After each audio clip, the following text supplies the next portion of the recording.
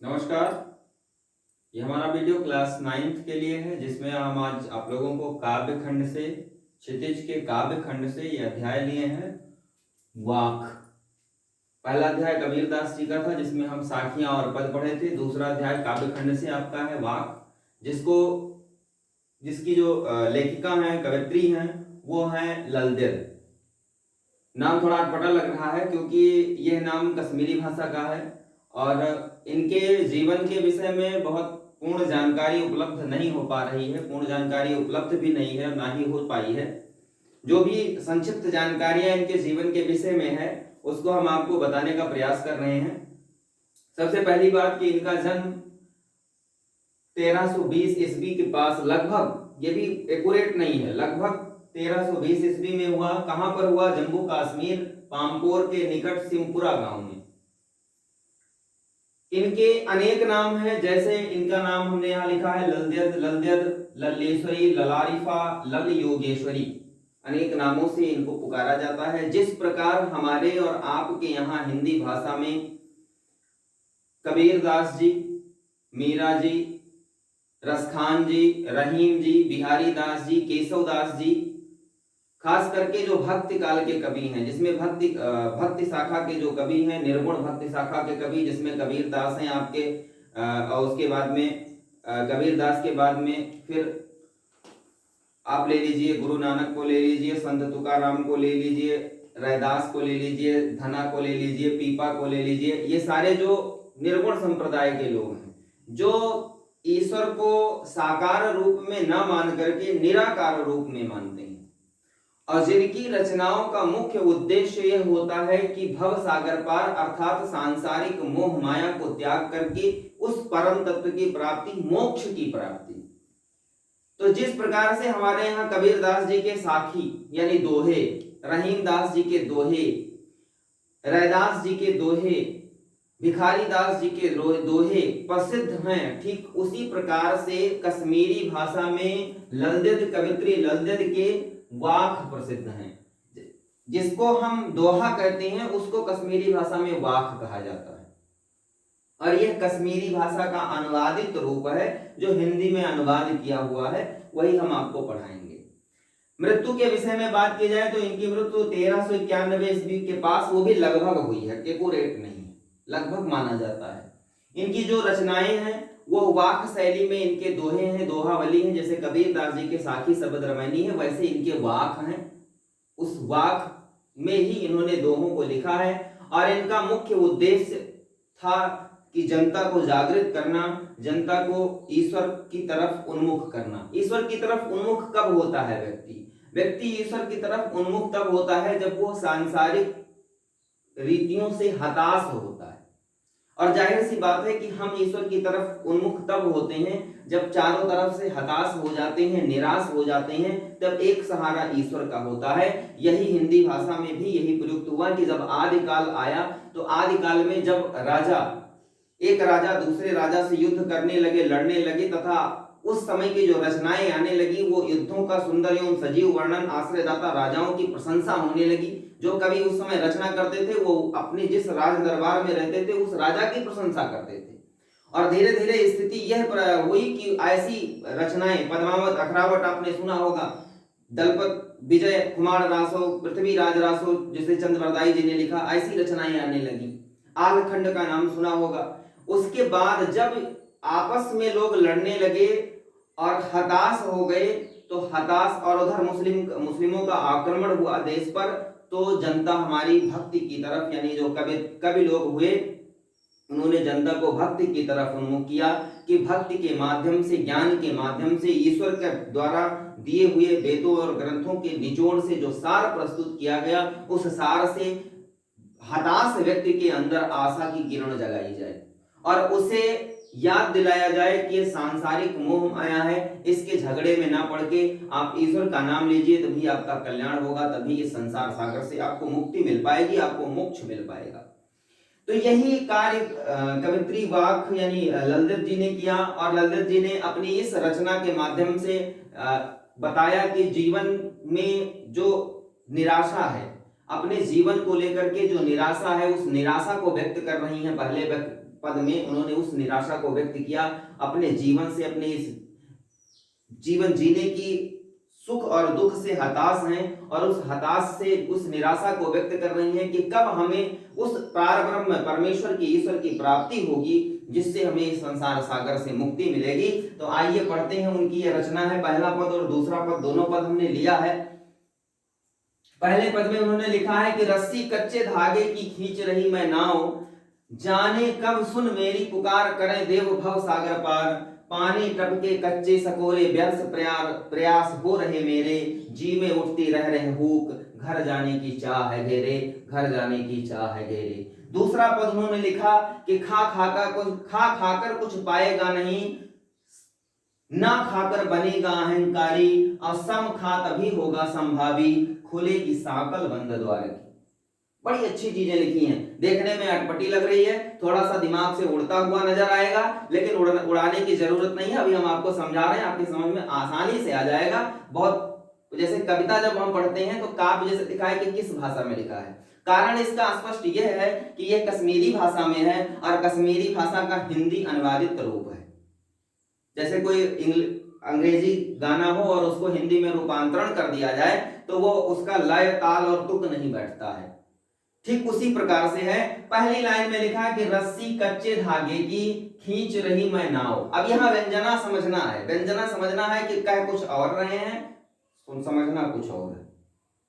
कहा कुछ जा रहा है कि रस्सी कच्चे धागे की खींच रही मैं नाव। आप एक छोटी सी कल्पना कर सकते हैं कि एक छोटी सी नौका हम है और उसको कच्चे धागे की रस्सी से खींच रहे हैं, तो क्या खींचा जा सकता है? नहीं, कच्चे धागे की रस्सी है तो टूट जाएगी। ठीक इसी प्रकार से कवित्री यहाँ व्यंजना के माध्यम से, लक्षणा नहीं व्यंजना के माध्यम से क्या समझा रही है ललित जी कि रस्सी कच्चे धागे की खींच रही मैं नाव, यह शरीर रूपी नौका। जैसे वहां कबीरदास जी ने कहा था ना कि मान सरोवर सुभर जल, यानी यह संसार रूपी मान सरोवर स्वच्छ जल से भरा हुआ है, सांसारिक सुखों से परिपूर्ण है। ठीक उसी प्रकार से इसको भी समझना है कि यह जो जीवन रूपी हमारी नौका है, यह शरीर रूपी जो नौका है, इसको सांस रूपी कच्चे धागे से मैं खींच रही हूं, अर्थात जीवन जी रही हूं। कौन कह रहा है? ललित जी कह रही है। बड़े आसानी से पहला लाइन देखो, आपके समझ में आ गया कि ये जो शरीर रूपी नौका है, इस शरीर रूपी नौका को सांस रूपी, सांस जो हम श्वसन क्रिया करते हैं, ब्रीथिंग सिस्टम, उस श्वसन क्रिया यानी उस सांस रूपी कच्चे धागे से खींच रहे हैं, अर्थात आयु जी रहे हैं इस सांसारिक सुख में। और आगे कह क्या रही हैं? जाने कब सुन मेरी पुकार।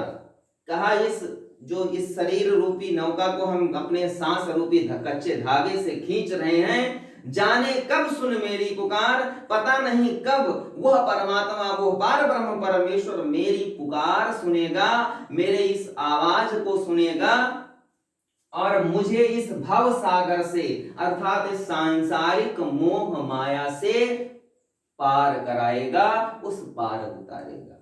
दो लाइन समझ में आया? आसानी से समझ में आएगा कि जाने कब सुन मेरी पुकार, मेरी पुकार, पता नहीं कब वो मेरी पुकार सुनेगा कि मैं इस अपने शरीर रूपी नौका को अपने सांस रूपी कच्चे धागे से खींच रही हूं, अर्थात ये सुख दुख सांसारिक झमेलों को झेल रही हूं, तब वो मेरी पुकार सुनेगा और मुझे इस भव सागर से, सांसारिक सुख से, मोह माया से, पारिवारिक जंजाल से मुक्ति दिलाएगा और मुझे उस परम तत्व की प्राप्ति कराएगा। और कह क्या रही हैं? अपने द्वारा किए गए प्रयास से ललित जी, कवित्री जी निराश हैं। और निराशा व्यक्त की अगली लाइन में, क्या व्यक्त की? पानी टपके कच्चे सकोरे। सकोरा एक बर्तन होता है, मिट्टी का पात्र होता है, जिसमें जो प्रयोग में, पानी पीने के प्रयोग में प्राचीन काल में लाया जाता था। जैसे आपने दिया देखा होगा मिट्टी का, उससे बड़ा और उससे आगे होता है, दिया से आगे अवधी भाषा में जिसे कहते हैं परई, परई से आगे होता है जिसे कहते हैं कोसा, और उसी कोसा को सकोरा कहा जाता था, इतना बड़ा होता था मिट्टी का। तो कहा जिस प्रकार से पानी,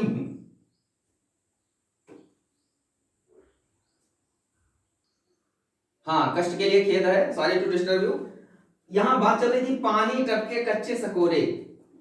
जिस प्रकार से मिट्टी के पात्र यानी सकोरा जिसे बोलते हैं, कोसा हमने बताया, उससे पानी टपक जाता है, रह रह करके रिस जाता है, ठीक उसी प्रकार से ललित जी अपने जीवन से निराश हैं और कह क्या रही हैं, व्यर्थ प्रयास हो रहे मेरे द्वारा ईश्वर प्राप्ति के या परम तत्व की प्राप्ति के लिए जो प्रयास किए जा रहे हैं वो व्यर्थ हो जा रहे हैं, और वह ईश्वर, वो पार ब्रह्म परमेश्वर मेरी पुकार नहीं सुन रहा है। ऐसा कहना है किसका? ललित जी का कहना है। और फिर क्या कह रही हैं? पीड़ा क्या है, दुख क्या है, दर्द क्या है कि उस ईश्वर की प्राप्ति नहीं हो रही है, इसलिए कह रही हैं, जी में उठती रह रहे हुक। हुक का मतलब है दर्द या पीड़ा,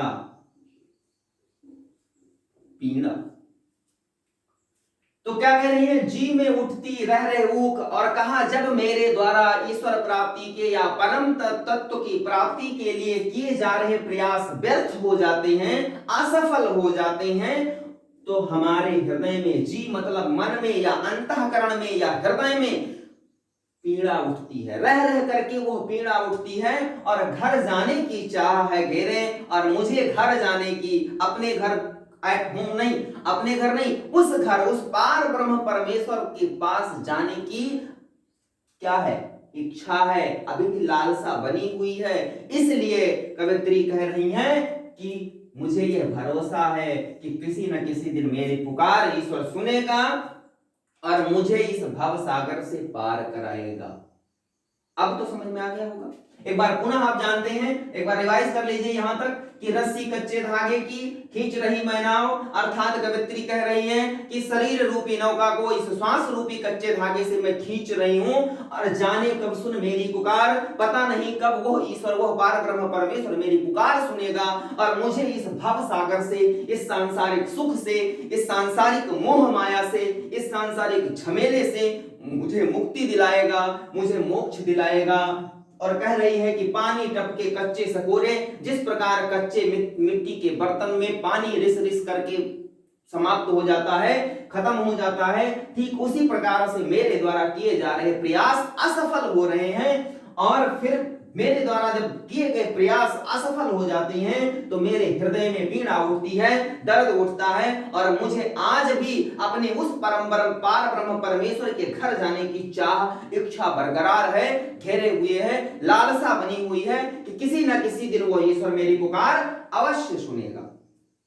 दूसरा पद है, दूसरा जो पद है उसमें इन्होंने लिखा, खा खा का कर कुछ पाएगा नहीं, ना खाकर बनेगा अहंकारी, और सम खा तभी होगा संभावी, खुलेगी सांकल बंद द्वार की। बड़ा अच्छा लिखा कि खा खाकर कुछ पाएगा नहीं, ना खाकर बनेगा अहंकारी, सम खा तभी होगा संभावी, खुलेगी सांकल बंद द्वार की। बहुत अच्छी बात लिखी। क्या लिखी? यहां सबको अपने समान समझते हुए प्रत्येक व्यक्ति को यहां संदेश देने का प्रयास किया, और कैसा संदेश देने का प्राप्त किया कि आप अगर अपने जीवन में इस सांसारिक सुख मोह माया से मुक्ति पाना चाहते हैं तो अहंकार को त्याग दीजिए। जैसे कबीरदास जी ने कहा था कि हस्ती चढ़ी है ज्ञान को सहज दुलीचा डार, स्वान रूप संसार है वो कन दे जखमार, कि अगर आपको ज्ञान रूपी हाथी पर सवार होना है तो सहजता या नम्रता का दुलीचा डाल लीजिए, अर्थात अपने अंदर से अहम भावना को, अहंकार को त्याग दीजिए। जब तक आपके अंदर अहंकार रहेगा, अहम रहेगा कि हम ही सब कुछ हैं, तब तक आपको कुछ प्राप्त नहीं हो सकता है। और यहां इसीलिए कहा कि खा खाकर कुछ पाएगा नहीं, खा खाकर। देखो दो चीजें हैं यहां बताया, बहुत आसानी से है तो अटपटा, लेकिन समझ में कैसे आएगा। लिखा खा खाकर कुछ पाएगा नहीं, अर्थात इस सांसारिक सुख सुविधाओं का अगर उपभोग करेगा ज्यादा से ज्यादा मात्रा में, तब भी आपको कुछ नहीं मिलने वाला है। दो चीजें बताई जाती हैं जीवन में, कहा जाता है कि खाने के लिए मत जियो, जीने के लिए खाओ। खाने के लिए मत जियो कि हम जब तक जीवित हैं खाते रहें खाते रहें खाते रहें, नहीं, उतना खाओ जिससे जीवित रह सको, तभी आपका जीवन सफल होगा। बहुत लोग देखो टूट पड़ते हैं, ऐसा नहीं करना चाहिए।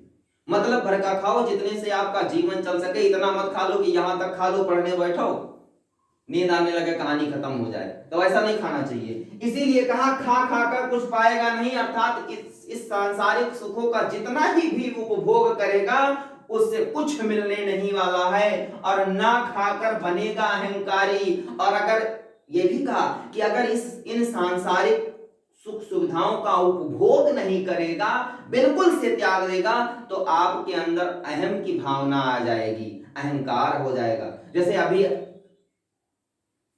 आप कोई ऐसी वस्तु हो कि जिसको आप ना खाते हैं, मान लिया आप कोई फास्ट फूड है जिसे आप नहीं खाते और बगल वाला आपका मित्र खाता है, तो आप बड़े गर्व से कहेंगे अरे छोड़ो हम इसको नहीं खाते, ये नुकसानदेह है, बड़े गर्व से कहेंगे। यानी अहंकार कहीं ना कहीं उत्पन्न जरूर हो जाता है।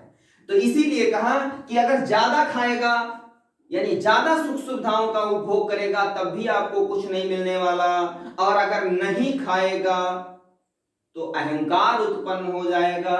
इसीलिए कहा सम खा तभी होगा संभावी, अर्थात बीच का रास्ता अपनाओ तभी आपके अंदर समानता की भावना, संभावी मतलब समानता की भावना। कहा सम खा तभी होगा संभावी, जब आप बीच का रास्ता अपनाओगे, अर्थात अपने इंद्रियों को, जो आपकी 5 इंद्रियां हैं, कौन कौन सी हैं? जिह्वा है, नाक है, कान है, आंख है और त्वचा है। ये 5 इंद्रियां हैं। इन 5 इंद्रियों को अगर आदमी, इंसान अपने वश में कर ले, आज तक कोई नहीं कर पाता, बहुत कम ही लोग कर पाते हैं। भाई स्वाद, नाक से गंध, आंख से देखना, कान से सुनना, अगर यही कान है यही आंख है कि अच्छाई हो रही हो तो उस तरफ नहीं जाता है, लेकिन जहां बुराई हो रही हो उस तरफ कान पहले पहुंचता है, जिस तरफ बुराई हो रही हो आंख पहले पहुंच जाती है। यही है कि ये हमारे बस में नहीं है, इसलिए पहुंचते हैं। जिनका बस में है वो कहीं नहीं देखते। तो कहा जब हम अपने इंद्रियों का समन करेंगे, अर्थात अपनी 5 इंद्रियों को अपने बस में करेंगे, तभी हमारे अंदर समानता की भावना आएगी और तभी खुलेगी सांकल बंद द्वार की। सांकल मतलब जंजीर, बंद द्वार की, अर्थात हमारे इस दिमाग रूपी दरवाजे की जो जंजीर कुंडी लगी हुई है, किल्ली जिसे कहते हैं, वो खुल जाएगी और मुझे उस पार ब्रह्म परमेश्वर की प्राप्ति हो जाएगी। ऐसा ललदेव जी का मानना है। तो एक बार फिर से पढ़ लें इसको।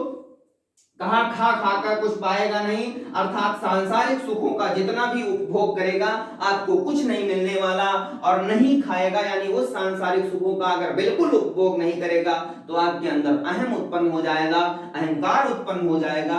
और अगर आप बीच का रास्ता अपनाओगे, सम खाओगे, अर्थात इंद्रियों का समन करके बीच का रास्ता अपनाओगे, तो आपके अंदर से अहंकार खत्म हो जाएगा, समानता की भावना आ जाएगी, और आपके इस मस्तिष्क रूपी जो दरवाजा है, जो दिमाग का दरवाजा है, उसकी जो कुंडी है वो खुल जाएगी, अर्थात आपका दिमाग, आपकी बुद्धि निर्मल हो जाएगी और आपको उस परम तत्व का ज्ञान प्राप्त हो जाएगा, उस परम तत्व का साक्षात्कार हो जाएगा, जिससे आपको उस परम तत्व की प्राप्ति हो जाएगी। ऐसा ललदेव का मानना है।